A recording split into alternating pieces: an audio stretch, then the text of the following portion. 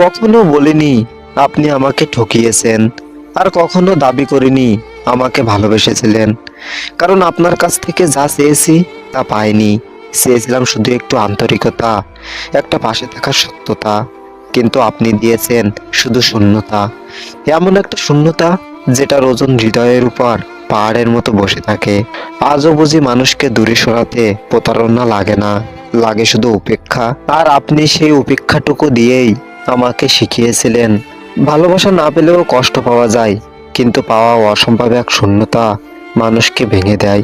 শূন্যতার মাঝে আজ আমি দাঁড়িয়ে আছি, যেখানে কোনো শব্দ নেই, কোনো প্রতিশ্রুতি নেই, শুধু আমার নিজের ভাবনার এক নীরব সমুদ্র।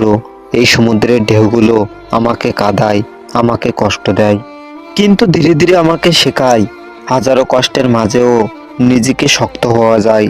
হয়তো একদিন এই শূন্যতাকেও আলিঙ্গন করতে শিখবো, আর সেই দিন আমার অন্তর আর ভাঙবে না।